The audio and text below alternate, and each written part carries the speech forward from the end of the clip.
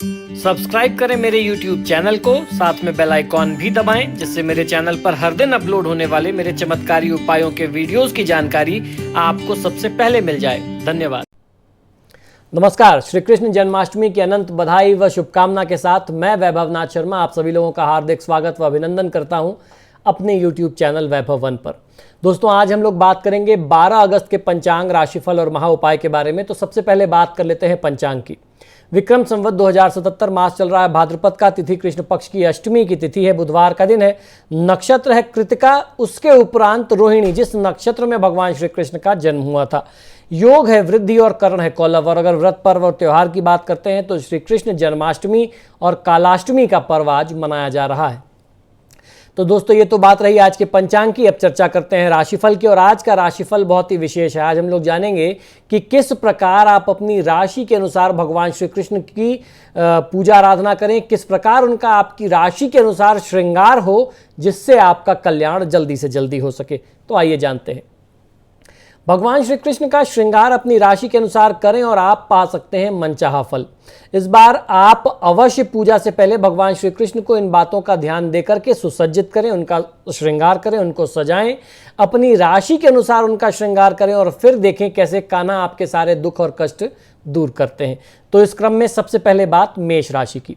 मेष राशि वाले जातक लोगों को श्री कृष्ण का श्रृंगार लाल रंग के कपड़ों से करना चाहिए। कुमकुम का तिलक लगाएं, इसके बाद मिश्री का भोग लगाएं और फिर अपनी मनोकामना आप उनके सामने निवेदित करें। वृषभ राशि वाले जातक लोगों को चांदी के वर्क से कान्हा का श्रृंगार करना चाहिए। भगवान श्री कृष्ण को सफेद चंदन का तिलक यानी सफेद चंदन का टीका अवश्य लगाइए। मक्खन और मिश्री का भोग लगाएं।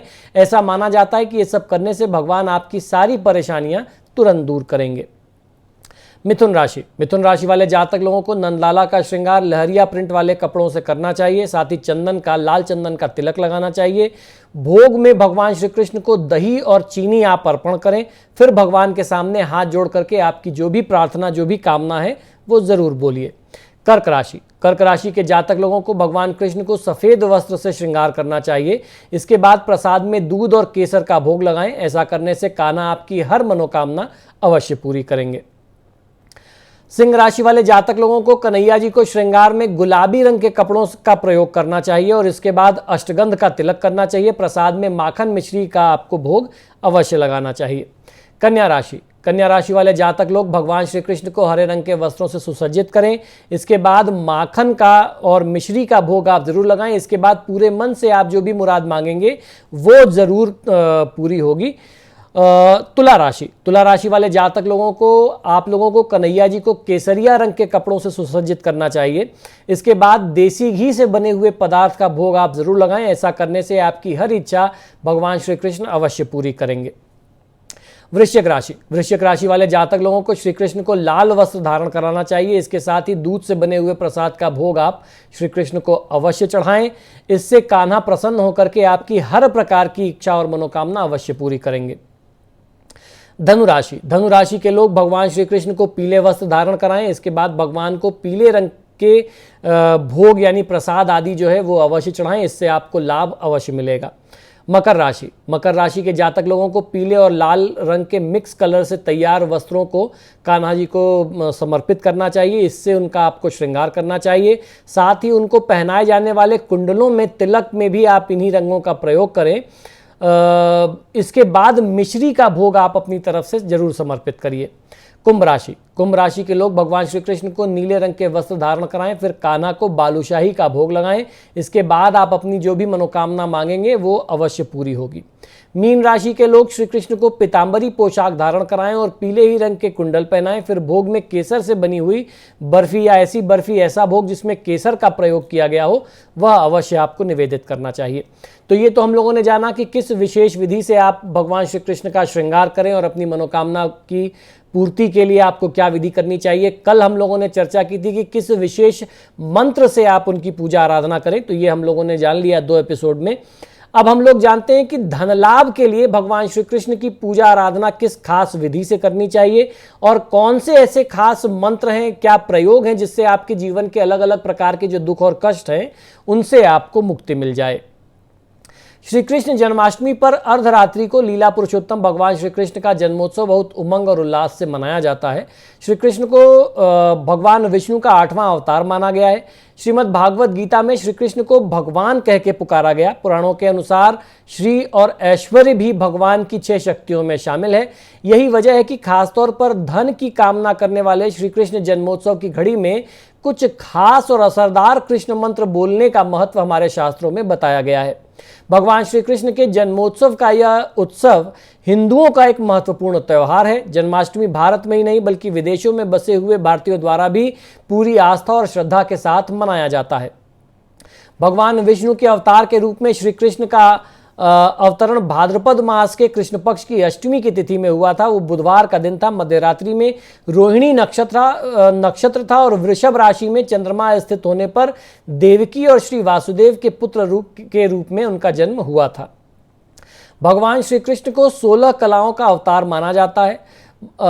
स्मार्त और वैष्णव संप्रदाय के लोग भगवान श्री कृष्ण का जन्मोत्सव अलग अलग ढंग से अलग अलग तिथियों में मनाते हैं। वो एक दिन का हमेशा जो है उनके में अंतर रहता है। श्रीमद् भागवत को प्रमाण मान करके स्मार्त संप्रदाय मानने वाले चंद्रोदय व्यापिनी अष्टमी अर्थात रोहिणी नक्षत्र में जन्माष्टमी मनाते हैं। इसी प्रकार वैष्णव मानने वाले उदयाकाल व्यापिनी अष्टमी में उदयाकाल रोहिणी नक्षत्र को जन्माष्टमी का पर्व मनाते हैं। श्री कृष्ण जी की पूजा आराधना का यह पर्व सभी को कृष्ण भक्ति से परिपूर्ण कर देता है। श्री कृष्ण जन्माष्टमी की रात्रि को मोहरात्रि भी कहा गया है। इस रात में योगेश्वर श्री कृष्ण का ध्यान, नाम और मंत्र जपते हुए रात्रि जागरण करने से संसार की मोह माया से मुक्ति होती है। जन्माष्टमी का व्रत करने से पुण्य की प्राप्ति होती है। श्री कृष्ण का जन्मोत्सव संपूर्ण विश्व को आनंद मंगल का संदेश देता है। भविष्य पुराण के अनुसार जन्माष्टमी व्रत महात्म्य में कहा गया कि जिस राष्ट्र या प्रदेश में यह व्रतोत्सव किया जाता है वहां पर प्राकृतिक प्रकोप या महामारी का तांडव नहीं होता, मेघ पर्याप्त वर्षा करते तथा फसल खूब अच्छी होती है, जनता सुख समृद्धि प्राप्त करती है। इस व्रतराज के अनुष्ठान से सभी को परम श्रेय की प्राप्ति होती है। व्रतकर्ता भगवत कृपा का मार्ग बनकर के इस लोक में सब सुख भोगता है और अंत में वैकुंठ को प्राप्त करता है। तो अब बात आती है कि जन्माष्टमी की रात में ऐसे कौन से सरल और दिव्य मंत्र हैं, चमत्कारी प्रभावशाली मंत्र हैं जिनका जाप कोई भी आम व्यक्ति कर सकता है। तो इस क्रम में सबसे पहला मंत्र ओम नमो नारायणाय, इस मंत्र का आप जाप कर सकते हैं। या दूसरा मंत्र है सिद्धार्थ सिद्ध संकल्प सिद्धिद सिद्धि साधना, इस मंत्र का जाप भी किया जा सकता है। या फिर ओम नमो भगवते वासुदेवाय मंत्र का जाप आप कर सकते हैं। इसके अलावा श्री कृष्ण गोविंद हरे मुरारे हे नाथ नारायण वासुदेव, इस मंत्र का भी आप जाप कर सकते हैं। इसके अलावा वासुदेव सुतम देवम कंस चाडूर मर्दनम देवकी परमानंदम कृष्णम वंदे जगद्गुरुम, इसके साथ साथ कृष्णाष्टकम का अगर आप संपूर्ण पाठ करते हैं तो उससे भी आपको बहुत अच्छा फायदा मिलता है। श्री कृष्ण जन्माष्टमी के अवसर पर आप विशेष पूजन करके अपने जीवन से कष्टों को दूर कर सकते हैं। धन अगर आपके पास रुक नहीं रहा है, नौकरी में कुछ अच्छा नहीं चल रहा है, रोगों से आप ग्रसित हैं, शारीरिक कष्ट और पीड़ा बहुत ज़्यादा है, इस प्रकार के निवारणों के लिए भगवान श्री कृष्ण का पूजन कैसे करें ये भी मैं आपको अभी बताने जा रहा हूं। तो सबसे पहले व्रत का नियम आप समझ लीजिए। प्रातःकाल उठ करके स्नान आदि नित्यकर्म से निर्वृत्त होकर के व्रत का संकल्प करना चाहिए। संकल्प की सारी विधि कल के एपिसोड में मैंने अच्छे से एक्सप्लेन की है।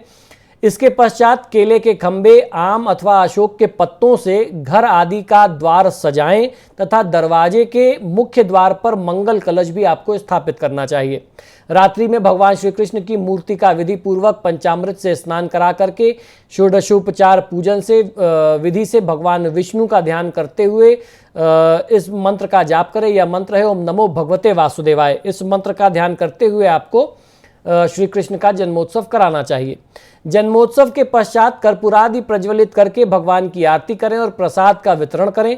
अब हम लोग जानकारी करेंगे कि अलग अलग समस्या के लिए, ये तो हम लोगों ने समझ लिया कि राशि अनुसार क्या करना है, इसका महात्म क्या है, मोहरात्रि का जिसको मोहरात्रि बोलते हैं उसका क्या महात्म है, किस तरीके से जन्म करना चाहिए। अब हम लोग समझ लेते हैं कि जीवन में अगर अलग अलग समस्या है तो उसका किस प्रकार से आप निदान करें। तो सबसे पहले बात करेंगे आर्थिक समस्या से मुक्ति पाने के लिए। जिन लोगों के पास धन रुकता नहीं है या फिर आर्थिक समस्या लगातार बनी रहती है, वे जन्माष्टमी की रात में 12 बजे एकांत में लाल वस्त्र पहन करके बैठ जाएं। अपने समक्ष 10 लक्ष्मी कारक कौड़ियों को रख करके तेल का दीपक जलाएं। प्रत्येक कौड़ी को सिंदूर में रंग करके आप लाल कर लें। तत्पश्चात हकिक की माला से ओम ह्रीं श्रीं श्रीये फट इस मंत्र की 5 माला का आप जाप करें। जाप पूर्ण होने के बाद पूजन में रखी कौड़ियों को धन रखने के स्थान पर रख दें। ऐसा करने से धन रुकने लगता है और आर्थिक स्थिति आपकी दिन प्रतिदिन मजबूत होने लगती है। धन रुकने का दूसरा उपाय भी समझ लीजिए। अगर धन रुक नहीं रहा है तो श्री कृष्ण की पूजा करते समय पूजा के स्थान पर कुछ मुद्राएं, कुछ पैसे आपको रख देना चाहिए। पूजा के बाद वो मुद्रा अपने पर्स में या धन रखने के स्थान पर रख दीजिए। ऐसा करने से भी पर्स कभी खाली नहीं रहता या धन रखने का स्थान कभी फिर खाली नहीं रहता। सुख समृद्धि बनाए रखने के लिए जन्माष्टमी के दिन सायंकाल तुलसी के पौधे के नीचे देसी घी का दीपक जला करके ओम वासुदेवाय नमः मंत्र का 108 बार जाप करें।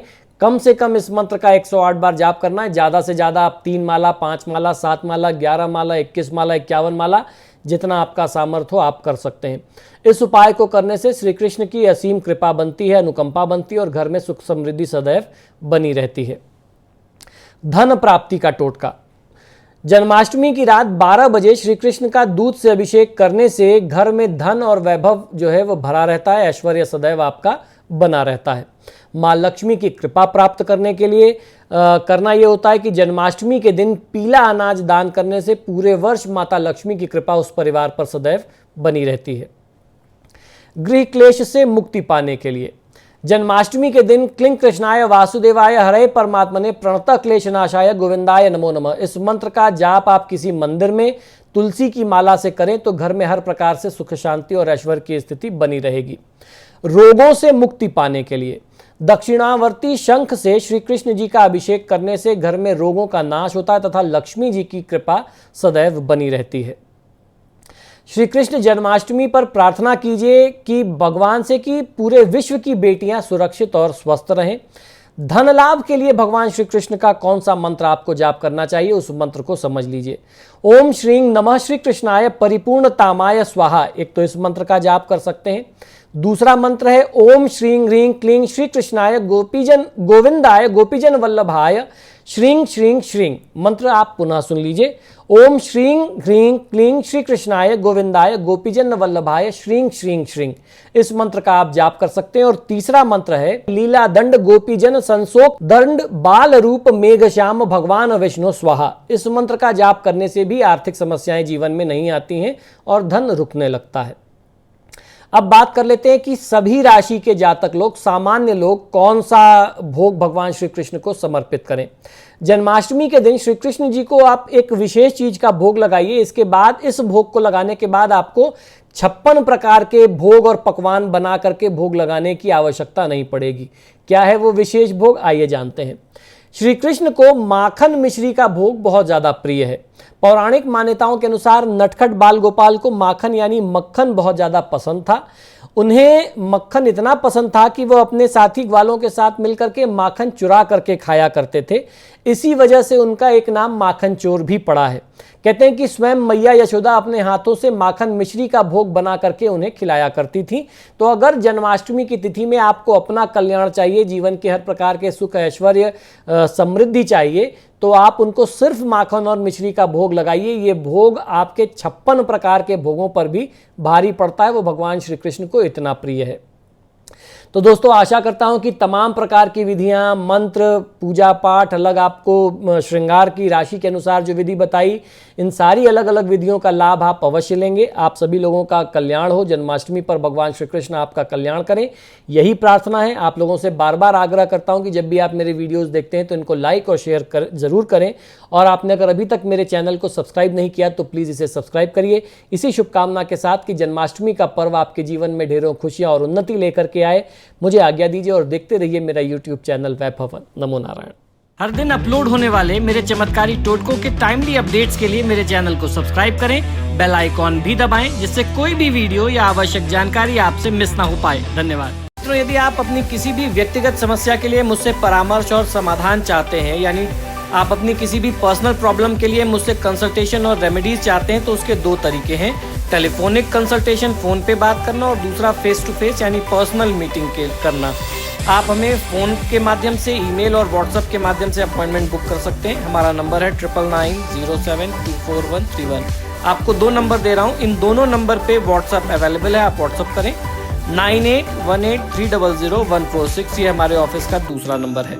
अगर आप हमें ईमेल करना चाहते हैं तो आप हमें ईमेल कर सकते हैं। हमारी ईमेल आईडी नोट कर लीजिए, sharma.vaibhava vaibhava@gmail.com पर, इस पर आप हमें ईमेल भी कर सकते हैं। मित्रों, आजकल फ़ोन कॉल्स बहुत ज़्यादा हैं और मुझे भी मालूम है आप लोग कॉल करते हैं, फ़ोन रिसीव नहीं होता तो आप भी निराश होते हैं। ऐसे में ईमेल और व्हाट्सएप करना सबसे बेहतर तरीका है। धन्यवाद।